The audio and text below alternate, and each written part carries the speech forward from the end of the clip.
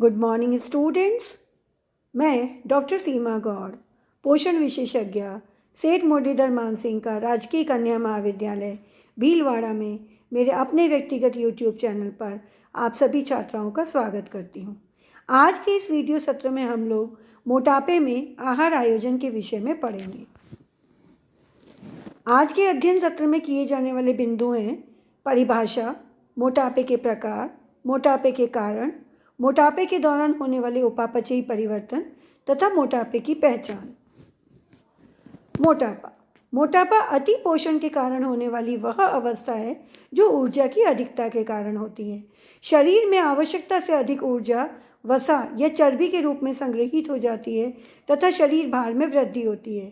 प्रत्येक व्यक्ति का अपनी अपनी लंबाई के अनुरूप सामान्य वजन का एक मापदंड होता है। मोटापे की अवस्था में शरीर पर सामान्य वजन से 20% से भी अधिक वजन हो जाता है। अतिभार, शरीर भार में सामान्य वजन के मुकाबले 10 से 20% वजन की बढ़ोतरी होना अतिभार कहलाती है। मोटापा, शरीर भार में सामान्य वजन के मुकाबले 20% से अधिक बढ़ोतरी होना मोटापा कहलाता है। मोटापे में शरीर में निष्क्रिय वसीय ऊतकों की मात्रा बहुत अधिक बढ़ जाती है। फलतः मोटा व्यक्ति आलसी एवं निष्क्रिय हो जाता है। मोटे व्यक्ति को थोड़ा सा कार्य करते ही थकान होने लगती है तथा सांस फूलने लगती है। मोटापे के कारण विविध रोग जैसे कि मधुमेह, हृदय संबंधित रोग एवं गुर्दे संबंधित रोगों की संभावनाएं बढ़ जाती हैं। मोटापे के प्रकार। मोटापा 2 प्रकार का देखा जाता है। पहला हाइपर प्लास्टिक ओबेसिटी, जिसको हम हाइपर सेल्यूलरिटी भी कहते हैं। इस प्रकार के मोटापे में जन्म से ही वसीय ऊतकों और वसीय कोशिकाओं की संख्या बहुत अधिक होती है, इसीलिए इसको नाम दिया हाइपर प्लास्टिक या हाइपर सेलुलर। कोशिकाओं की संख्या, वसीय कोशिकाएं बहुत ज़्यादा संख्या में हैं। ये कोशिकाएं छोटी या बड़ी दोनों प्रकार की हो सकती हैं एवं इस प्रकार की कोशिकाओं के कारण बचपन में मोटापा देखा जा सकता है, जैसे शैशवावस्था में होने वाला मोटापा, पूर्व बाल्यावस्था में होने वाला मोटापा। इस प्रकार के मोटापे में वसा का वितरण पूरे शरीर में एक समान होता है। आपने देखा होगा छोटे छोटे शिशु जो कि मोटे से एवं गोल मटोल से होते हैं, या बालक, पूर्व बाल्यावस्था के बालक, वो देखने में कितने सुंदर और खूबसूरत लगते हैं, क्योंकि उनमें जो मोटापे के कारण जो उनकी जो चर्बी है वो पूरे शरीर में ओवरऑल एक समान रूप से मिश्रित होती है और बच्चे बड़े गोल मटोल से लगते हैं और हमें उनके साथ खेलने का मन भी करता है। दूसरी प्रकार का मोटापा हाइपरट्रोफीड या नॉर्मोसेलुलरिटी। इस प्रकार के मोटापे में वसीय कोशिकाएं एवं ऊतक सामान्य होते हैं, किंतु वसीय कोशिकाओं का आकार बड़ा होता है, इसीलिए इसका नाम दिया हाइपरट्रोफीड। यानी कि वसीय कोशिकाओं की संख्या तो वही है, किंतु उन कोशिकाओं का आकार बढ़ता जाता है। इस प्रकार का मोटापा वयस्क अवस्था में अधिक देखा जाता है। यह उभरता या लक्षित होता हुआ लक्षण है तथा कुछ रोगों जैसे कि NIDDM, non insulin dependent diabetes mellitus से भी संबंधित है। रक्त में वसा का स्तर या ग्लूकोज का स्तर ज़्यादा होता है हाइपरट्रोफीड ओबेसिटी में। इस प्रकार के मोटापे में जो वसा या चर्बी जमा होती है वो शरीर के केंद्रीय भागों में ज़्यादा जमा होती है, जैसे पेट पर, नितंबों पर, स्तन या ब्रेस्ट पर और शोल्डर्स पर। ये आप देख रहे हैं मोटापे को शरीर में चर्बी का जमाव किस स्थान पर ज़्यादा है उसके हिसाब से भी बांटा है। एप्पल शेप ओबेसिटी या pear shape obesity. Apple shape obesity प्रायः पुरुषों में अधिक पाई जाती है, जिसमें चर्बी या वसा का जमाव शरीर के मध्य भाग से ऊपरी हिस्से में अर्थात पेट के ऊपर बहुत अधिक होता है। वहीं महिलाओं में चर्बी का जमाव प्रायः शरीर के मध्य भाग से निम्न हिस्से नितंब एवं थाइस पर अधिक होता है तथा ये पियर शेप जैसी दिखाई देती है, जबकि पुरुषों के जो पेट निकले हुए होते हैं वो मटके जैसे पेट निकले हुए होते हैं, जिसको हम एप्पल शेप ओबेसिटी, और महिलाओं में पियर शेप ओबेसिटी भी कहते हैं। इन्हीं दोनों में अंतर आप इस तालिका में देखिए। एप्पल शेप ओबेसिटी में जो फैट है वो मिड सेक्शन, बॉडी के मिड सेक्शन यानी कि मध्य भाग और उसके ऊपरी हिस्से पेट एवं पेट के जस्ट ऊपर ज़्यादा जमा होती है। वहीं पियर शेप ओबेसिटी जो कि महिलाओं में होती है, वहाँ बॉडी फैट जो है वो लोअर बॉडी हिस्से में, जैसे कि बट, नितंब हैं, थाइस हैं और हिप्स हैं, उनमें अधिक जमा रहती है। एप्पल शेप ओबेसिटी प्रायः पुरुषों में देखी जाती है तथा महिलाओं में मीनोपॉज में देखी जाती है, जबकि पेयर शेप ओबेसिटी महिलाओं में मीनोपॉज के पहले देखी जाती है। एप्पल शेप ओबेसिटी की वजह से हार्ट डिजीजेज, हृदय संबंधित बीमारियां, हाई ब्लड प्रेशर, उच्च रक्तचाप एवं हार्ट स्ट्रोक का बहुत खतरा रहता है। वहीं पीयर शेप ओबेसिटी में इंसुलिन रेजिस्टेंस यानी कि डायबिटीज़ के होने की संभावना अधिक रहती है। एप्पल शेप ओबेसिटी में जो हार्मोन्स इन्वॉल्व हैं वो कॉर्टिजोल और इंसुलिन हार्मोन्स इन्वॉल्व होते हैं इसके लिए। वहीं पीयर शेप ओबेसिटी में एस्ट्रोजन हार्मोन मुख्य रूप से इन्वॉल्व होता है। मोटापे के कारण। मोटापे का पहला कारण है भोजन संबंधित आदतें। आप और हम में से कई लोग जानते हैं कि कई बार जब हम खाना खाते हैं तो 2 बार के खाने के मध्य, जैसे कि नाश्ते और दोपहर के भोजन के बीच या दोपहर के भोजन एवं रात्रि के भोजन के बीच बीच में छोटी छोटी चीज़ें खाने की, जैसे कभी चिप्स, वेफर्स, बिस्किट्स या चपाती खाने की आदत होती है, जिसको हम निबलिंग भी कहते हैं। कई बार टीवी देखते समय हम टीवी देखते देखते पापड़, पापड़ी, चिप्स, वेफर्स वगैरह खाते रहते हैं, या बहुत जल्दी में जब हम खाना खाते हैं तो जल्दबाजी में खाना खा लेते हैं, या तो ये कुछ भोजन करने की जो हमारी रुचि और अरुचि होती है आते कि हमको अच्छी ग्रेवी वाली सब्जियां ही पसंद होती हैं, उच्च ऊर्जा युक्त और कार्बोहाइड्रेट युक्त भोज्य पदार्थ जैसे कि केक, पेस्ट्रीज, बिस्किट्स वगैरह खाने की हमारी आदतें ज़्यादा होती है। तो ये सभी वो आदतें हैं जो मोटापे का कारण बनती हैं। दूसरा है शराब या अल्कोहल का सेवन। अल्कोहल, जिसमें कि 1 मिलीलीटर अल्कोहल में 7 किलो कैलोरीज ऊर्जा प्रदान करता है और कोई न्यूट्रिएंट नहीं होता, तो अल्कोहल का जब हम अधिक सेवन करते हैं तो वो भी मोटापे का कारण बनता है, क्योंकि ये एम्प्टी कैलोरीज प्रोवाइड करता है। तीसरा, भोज्य पदार्थों के ऊर्जा मूल्य के प्रति जागरूकता नहीं होता। कई बार हम अवेयर नहीं होते हैं कि कौन से भोज्य पदार्थों को खाने से हमें ऊर्जा अधिक मिलेगी तथा किन भोज्य पदार्थों के कंजम्पशन से हम अपनी ऊर्जा, शरीर में ग्रहण किए जाने वाले ऊर्जा मूल्य को कम कर सकते हैं। तो इस अवेयरनेस जब नहीं होती तब भी हम मोटापे का शिकार बनते हैं। अत्यधिक वसा, वर्षा गलत टाइप हो गया है, अत्यधिक वसा एवं ऊर्जा युक्त भोज्य पदार्थों का सेवन, जो मैंने अभी अभी बताया कि हाई कैलोरी, हाई ग्रेवी वाली, अच्छी ग्रेवी वाली सब्जियां या बहुत अधिक तले भुने कचौड़ी, समोसे इत्यादि का सेवन जब हम करते हैं तो मोटापे का शिकार होते हैं। शारीरिक क्रियाशीलता कम होना। प्राचीन समय में जब घी और तेलों का उपयोग भोजन में ज़्यादा किया जाता था तब मोटापे की इतनी समस्या नहीं होती थी, क्योंकि शारीरिक श्रम बहुत अधिक होता था। किंतु आधुनिक समय में शारीरिक श्रम दिन प्रतिदिन कम होता जाता है और हमारी जो डिपेंडेंसी है वो मशीनों पे बहुत बढ़ गई है।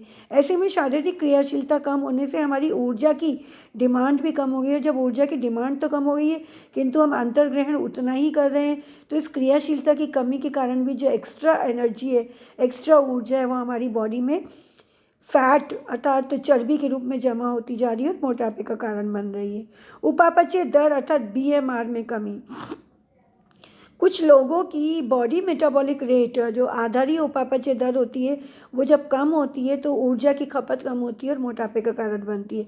व्यवसाय में परिवर्तन। कभी कभी हमारे व्यवसाय में ऐसे परिवर्तन आते हैं कि उसके कारण शारीरिक क्रियाशीलता में परिवर्तन आता है, जैसे कि बहुत ज़्यादा श्रम करने वाले व्यवसाय के मुकाबले अचानक ही हम कोई बैठे बैठे सिटिंग जॉब करने लगे या कोई व्यवसाय करने लगे, बिजनेस करने लगे जिसमें कि हमें बैठने का काम अधिक करना पड़ता हो, तो वो मोटापे का कारण बनता है। आयु व लिंग। आयु व लिंग की जब हम बात करते हैं तो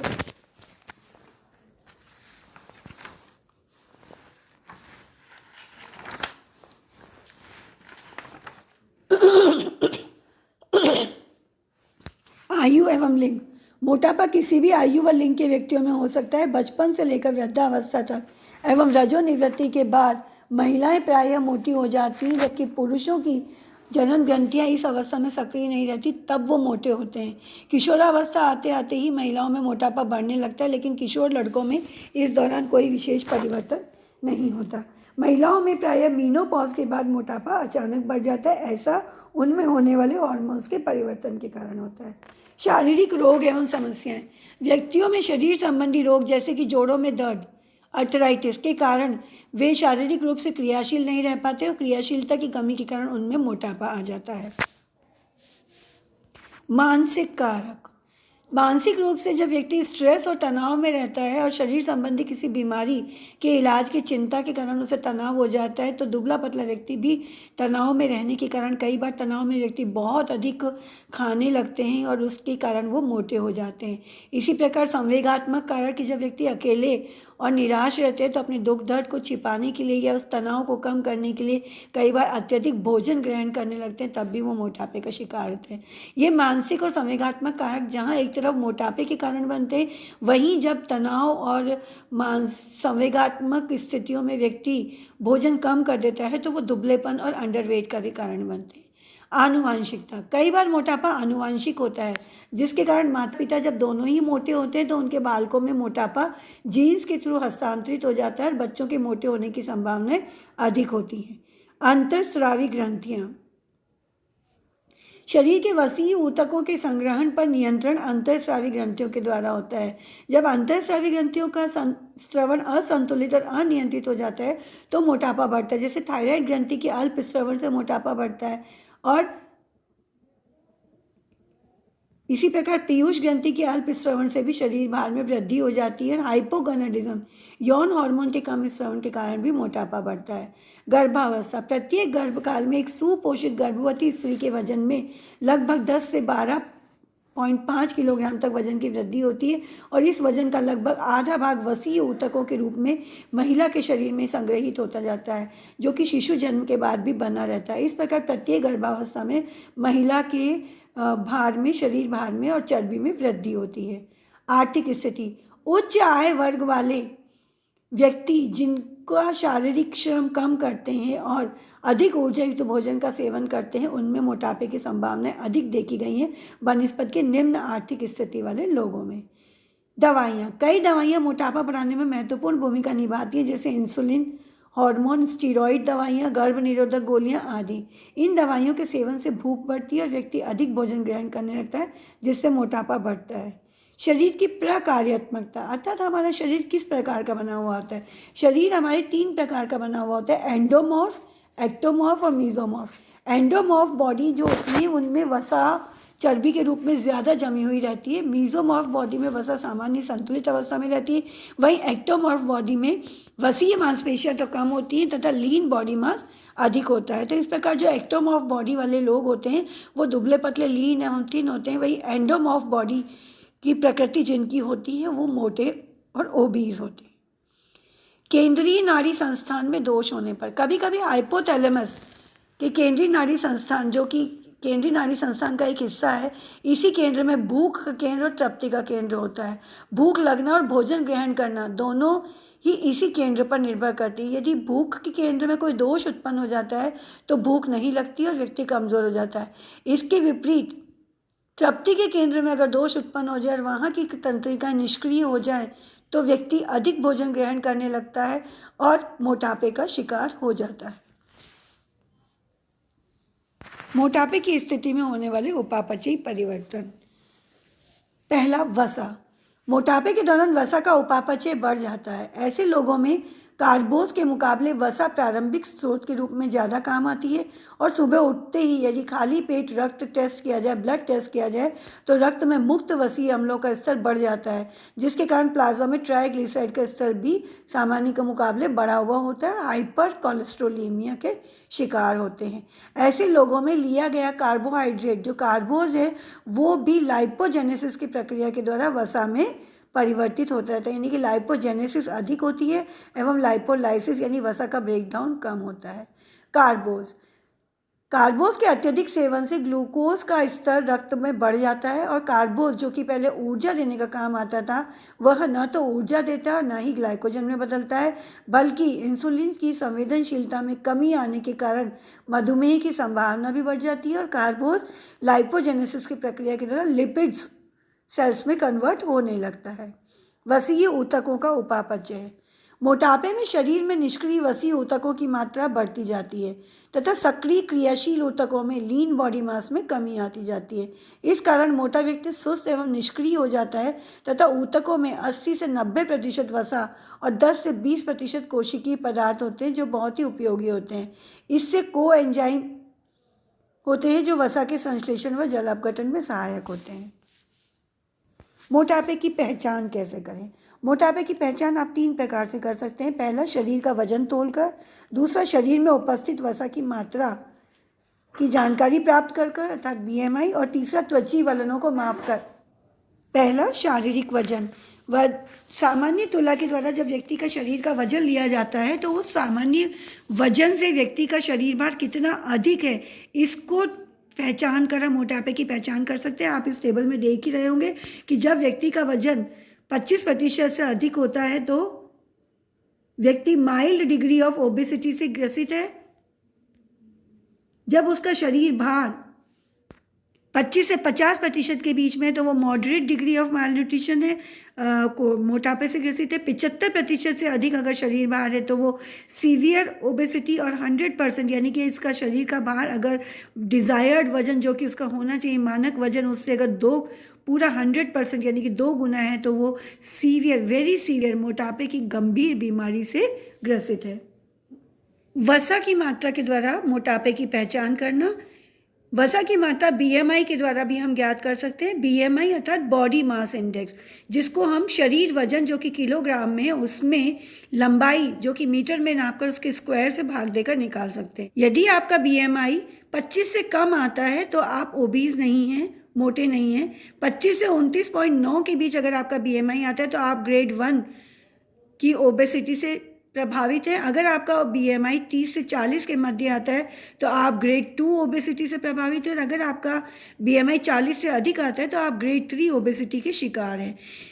इसी प्रकार एशियन आइडल्स के लिए जो प्रपोज रिक्लासिफिकेशन किया ओबेसिटी को नापने के लिए, उसमें 23 से अधिक BMI को सामान्य माना गया है तथा 23 से 25 के मध्य जो BMI आया है उसे ओवरवेट की श्रृंखला में रखा गया है। मोटापे की पहचान करने के लिए नोमोग्राम का भी इस्तेमाल कर सकते हैं। नोमोग्राम एक वो स्केल है जिसमें आप देख रहे हैं एक तरफ शरीर का वजन लिखा हुआ है तथा दूसरी तरफ हाइट लिखी हुई है। और इस हाइट और वेट को जब आप मिलाकर स्केल से रखते हैं तो ये जो लाल, ग्रीन और ऑरेंज पट्टी के बीच में आप निशान आते हैं तो अगर आपका रेड जोन में मार्क आता है तो आप ओबेसिटी से ग्रसित है। आप ऑरेंज जोन में तो आप खतरे के निशान पे, आप ग्रीन जोन में तो आप स्वस्थ है। वहीं दूसरी तरफ की जो रेड जोन है वो अंडरवेट के लिए दी गई है। मोटापे की पहचान हमारे शरीर में जगह जगह पर जमा चर्बी या त्वची वलन को मापकर भी की जा सकती है। एंथ्रोपोमेट्रिक मेजरमेंट्स के वीडियो सत्र में मैंने आपको ये बहुत अच्छे से समझाया था। त्वचा वलन के माप हमारे शरीर में बाइसेप्स अर्थात ऊपरी मध्य भुजा पर आगे की तरफ, ट्राइसेप अर्थात ऊपरी मध्य भुजा पर पीछे की तरफ, सब स्कैपुलर अर्थात कमर पर अंश फलक अस्थि के नीचे 45 डिग्री के कोण पर, सुप्राइलियक अर्थात श्रोणि मेखला के ऊपर तथा एब्डोमिनल अर्थात पेट के भाग पर लिए जा सकते हैं। 5 स्थानों पर त्वचा वलन की मोटाई लेने के बाद इनके एवरेज औसत निकाले जाते हैं तथा उसके पश्चात इनसे गणितीय गणना की जाती है।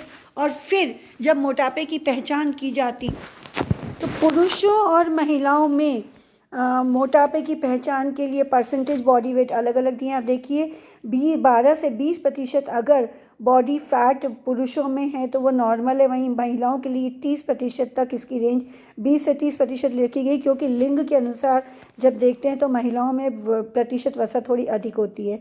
यही मार्जिन जो है पुरुषों में 21 से 25% बॉडी वसा बॉर्डर लाइन पे आता है, यानी अति भार की श्रेणी में आता है। वहीं महिलाओं में ये 31 से 33% तक आता है। और ओबेसिटी मोटापा जो कि महिला पुरुषों में 25% से अधिक वसा ओबेसिटी को इंगित करती है, वहीं महिलाओं के लिए ये 33% नियत किया गया है। मुझे आशा है कि आज के वीडियो सत्र में आपको मोटापे की पहचान, मोटापे के कारण तथा मोटापे में होने वाले उपापचयी परिवर्तन भली भांति समझ में आ गए होंगे। धन्यवाद।